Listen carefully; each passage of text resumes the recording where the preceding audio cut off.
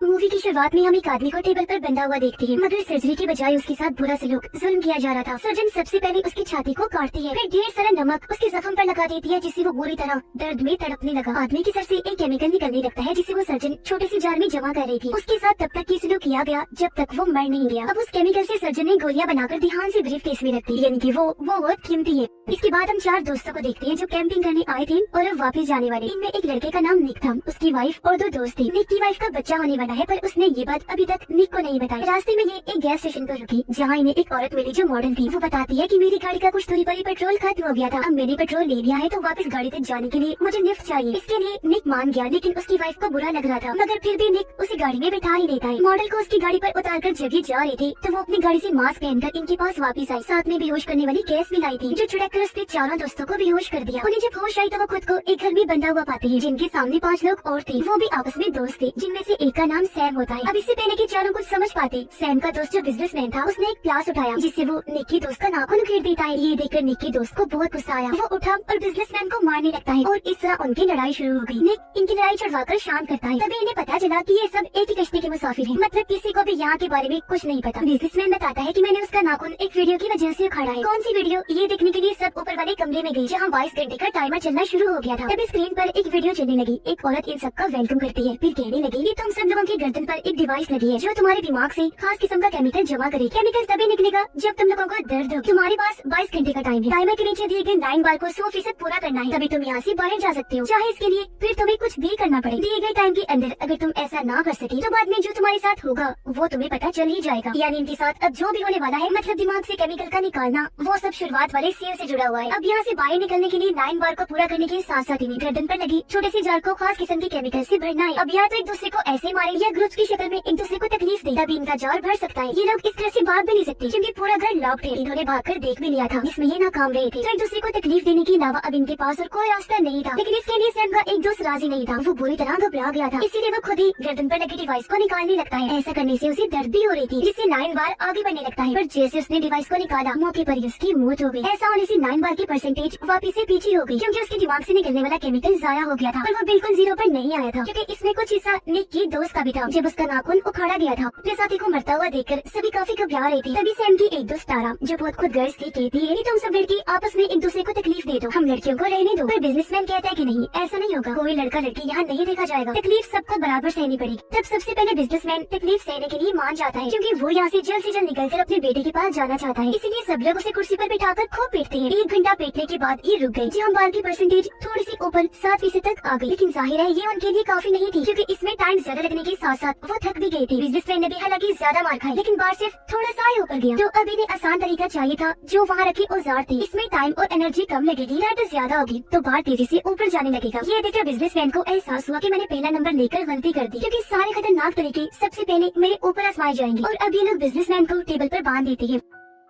जो टारा कर रही थी बहुत जालिम बनी हुई थी। वो सबसे पहले डंडे से उसे खूब मारती है, फिर चाकू से उसकी सारी नाखूनें काट देती है। इससे भी उसका दिन नहीं भरा, तो वो उसकी टांग पर चाकू मारकर उसका गोश्त नोचने लगती है। सिर्फ यही नहीं, अब पहले वो उसका एक घुटना तोड़ती है, जिसके बाद दूसरी टांग भी तोड़ के रख दी। इससे वो बेचारा अब पूरी तरह से लाचार हो गया था। अभी भी टारा नहीं रुकती, इससे पहले वो उसे जान से मारती। निक बीच में आकर उसे रोक देता है। सारे लोग जब उसे बातें सुनाने लगे तो टारा कहती है कि टॉर्चर करना था तो मैंने कर दिया, इसमें मेरी क्या गलती, और मुझे तुम लोगों ने हद बताई नहीं थी कि कितना टॉर्चर करना है, इसलिए मैं करती गई। फिर अभी लोग बिजनेसमैन की पट्टी वगैरह करते हैं। उसके साथ इतना बुरा सलूक करने के बाद भी टारा कहती है कि हमें कुछ करना ही नहीं चाहिए। ऐसा करते हैं, सब आराम से बैठ जाते हैं, टाइमर खत्म होने का इंतजार करते हैं, क्योंकि उसके बाद कोई ना कोई तो यहाँ आएगा, तब हम लोग यहाँ से भाग जाएंगे। पर ऐसा कहाँ होने वाला था, इनके डिवाइसेस से सबको मार देंगे। और अब इनके बीच फिर से ये सवाल उठा कि अगला कौन। ये मसला समझाने के लिए निक की दोस्त किचन में गई। उसने प्लेट तोड़ी, जिसके कई सारे टुकड़े हो गए। एक टूटे हुए टुकड़े से वो अपनी उंगली का खून निकाल कर बाकी टुकड़ों पर नंबर लिखती है। सबने एक एक टुकड़ा उठाया, तो हर एक का नंबर आने पर उनकी बारियां सेट हो गई, जिसके मुताबिक अब पहला नंबर निक का था। साथ ही इस बार ये असूल भी बना दिया कि कोई भी हद से ज्यादा टॉर्चर नहीं करेगा, जिस्म का कोई हिस्सा तोड़ेगा नहीं, सिर्फ इतना ही टॉर्चर किया जाएगा कि परसेंटेज सिर्फ 6% ऊपर जाए। एक बार सबका टॉर्चर पूरा होने के बाद ये एक बार फिर से बारियां लेंगे, यानी इनके इस गेम के 2 राउंड होंगे, क्योंकि तभी 9 बार पूरा हो सकेगा और ऐसे सबको थोड़ा ब्रेक भी मिल जाएगा। अब सैम की बारी थी, तो वो टेबल पर बैठ गया। उसने जब शर्ट उतारी तो हम उसके जिस्म पर और भी कई सारे जख्मों के निशान देखते हैं। अब उसे लिटाकर गरम गरम इस्त्री उसके पेट पर लगा दी जाती है। तभी उसने खुद ही कह दिया कि मेरे नाखून उखाड़ दो, जिस पर निक ने उसके नाखून उखेड़े तो 6% होते ही उसकी बारी पूरी हो गई। आसानी से उसने दर्द सह लिया, ना चीखा ना चिल्लाया, जिससे बाकियों को भी हिम्मत मिली। ये बहादुर होने के साथ साथ सही भी था। और अब बारी थी निक्की, जिस वजह से उसकी वाइफ परेशान होती है, वो रोने लगी। लेकिन उसके पास दर्द की कुछ गोलियां थी जिससे इंसान को नींद आने लगेगी और दर्द भी नहीं होगा। वो कुछ गोलियां खुद खा लेती है, जबकि कुछ निक को खिला देती है ताकि उसे दर्द ना हो। लेकिन ये उसने गलती कर दी और अभी लोग निक को टॉर्चर करने लगते हैं। लेकिन उसका बार वो धीरे धीरे आगे बढ़ रहा था, क्योंकि टॉर्चर करने का मकसद यही था कि दर्द हो। दर्द से ही तो बार आगे बढ़ेगा। दिमाग को अगर सुन कर दिया जाएगा तो केमिकल भी जार में नहीं बन पाएगा, यानी ऐसे टॉर्चर सहने का कोई फायदा था ही नहीं। ये बात निक की वाइफ ने नहीं सोची, बस उसे गोलियां खिला दी। ये देखकर उसकी वाइफ को अब अपनी गलती का एहसास हुआ, लेकिन इसका अब कोई फायदा नहीं था। निक बेचारे को डबल टॉर्चर सहना पड़ा, यानी उसके अंदर ड्रिल वगैरह चलाई गई। तब जाकर उसका 6% पूरा हुआ, जिससे सारे लोग घबरा गए। इसीलिए डर कर सैम की दोस्त छुप जाती है, क्योंकि अब बारी उसकी थी। लेकिन दो लोग किसी तरह उसे ढूंढकर बाहर लाए और अच्छे से उसे टॉर्चर किया। उसके मुंह में इन्होंने चम्मच घुसा दिया, एक कलाई भी काट दी थी। इधर वो दर्द में तड़प रही थी, जबकि उधर निक भी होश में आ गया था। वो अपनी वाइफ से नाराज था, लेकिन वो अब बता ही देती है कि मैं माँ बनने वाली हूँ। उसकी ये सारी बात तारा ने सुन ली थी। वो खुश हो जाती है कि अब निक की वाइफ के साथ साथ उसके बच्चे को भी टॉर्चर देना पड़ेगा, जिससे बार ज्यादा ऊपर जाएगा। और अब क्योंकि बारी उसकी ही थी, तो उसकी जगह निक टॉर्चर होने के लिए तैयार हो जाता है। जो दर्द की दवाई बची थी वो उसने बिजनेसमैन को दे दी, और यहाँ भी तारा टांग अड़ा रही थी। इससे निक के दोस्त को गुस्सा आया, तो वो उसे मुक्का मारकर ही बेहोश कर देता है। और अब निक टॉर्चर होने के लिए सामने आ जाता है, मगर उसकी हालत बहुत खराब थी। ये देखकर निक के दोनों दोस्त आगे आ गए। मतलब ये तीनों एक साथ खोलते हुए पानी में हाथ डबोएंगे, जब तक कि तीनों का 6% नहीं हो जाता। और अब जैसे ही तैयार हुए, डरते हुए निक की फीमेल फ्रेंड पीछे हट गई, जबकि निक की वाइफ और उसका दोस्त अपना हिस्सा करते रहे। एक बार पानी में बाजू डालने के बाद ये फिर से वही बाजू डालते हैं, जहाँ तभी तारा आ गई। उसने एक चाकू लेकर निक के दोस्त पर वार किया, जिससे वो सारा खोलता हुआ पानी उसके दोस्त के ऊपर गिर जाता है। इससे काफी ज्यादा बार ऊपर चला गया। लेकिन यहाँ तारा के इरादे कुछ और थे। वो तो उसे जान से मारना चाहती थी। चाकू लेकर जैसे उस पर हमला करने लगी, तभी पीछे से आकर निक उसे ही मारकर बेहोश कर देता है। अब इनका बार 48% तक जा चुका था और टाइम 5.5 घंटे बचे थे।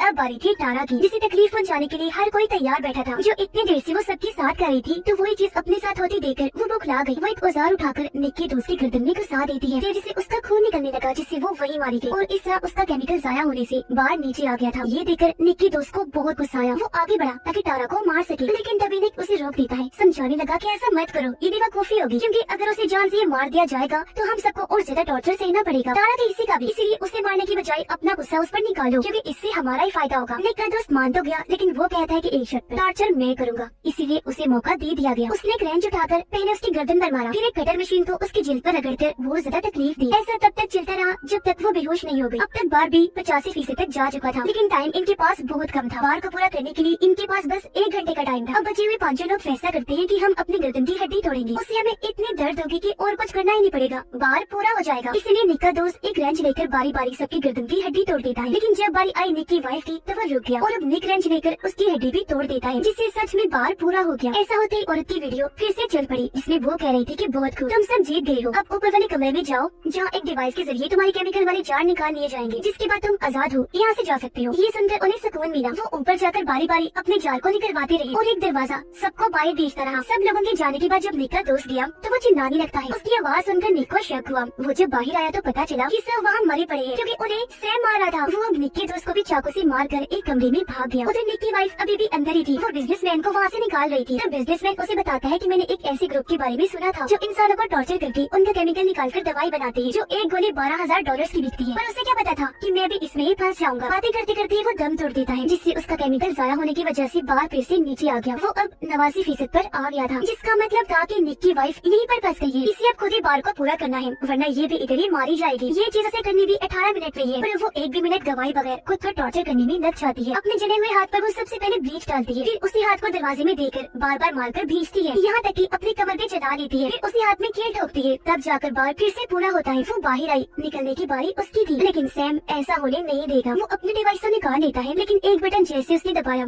सबकी डिवाइसेस पर लगा जहर चालू हो गया। इससे सारे ही लोग तड़पने लगे, क्योंकि धीरे धीरे वो मर रहे थे। इसी बीच सैम निक को बताता है कि ये मेरा 5वीं बार है, यानी ये लोग 5वां ग्रुप था जिनके बीच ये गेम खेल रहा था, क्योंकि पूरे गेम में हमने देखा कि ये सारे आइडियाज दे रहा था और इसके जिस्म पर जख्मों के निशान भी इसीलिए थे। पर ये भी कोई ग्रुप का मालिक नहीं था, बस सर्वर ही था। वो ये बातें जब बता रहा था तो यहाँ निक अपनी तैयारी करने लगता है। वो एक पेचकस अपने साथ लेकर आया था, जिसे वो सैम के अंदर घुसाकर उसकी जान लेता है। ऐसा करने के बाद निक वहाँ बड़ी दवाई लेता है, तो बाल बाल उसकी जान बच पाती है। डिवाइस भी वो निकाल देता है। निक ने दवाई अपने दोस्त को भी दी, लेकिन ये वो अपना दम तोड़ देता है। निक की वाइफ जो बेहद जख्मी थी बाहर आने की कोशिश करती है, लेकिन आ नहीं पाई, क्योंकि उसका बहुत सारा खून बह गया था, जिससे वो भी मारी जाती है। निक अकेला ही बचा था। वो एक कटर से दरवाजे का लॉक काटकर वहाँ से बाहर निकल जाता है। है। और अब हम कुछ दिन के बाद का वक्त देखते हैं, जहाँ निक उसी गैस स्टेशन के सामने वाले होटल में बैठा हुआ था। वो दरअसल उसी मॉडल का इंतजार कर रहा था जिसे इन्होंने लिफ्ट दी थी, और उसने इन सबको बेहोश करके इस गेम में फंसाया था। वो जैसी आई, निक उसका पीछा करने लगता है। इससे पहले अब किसी और को वो अपना शिकार बनाती, निकी उसे मारकर बेहोश कर देता है, फिर गाड़ी में डालकर अपने साथ ले गया और उसके जरिए बाकी लोगों तक पहुँचेगा जो इस टॉर्चर ग्रुप को चला रहे थे। बदला लेगा सबसे ज्यादा अपनी वाइफ और होने वाले बच्चे का।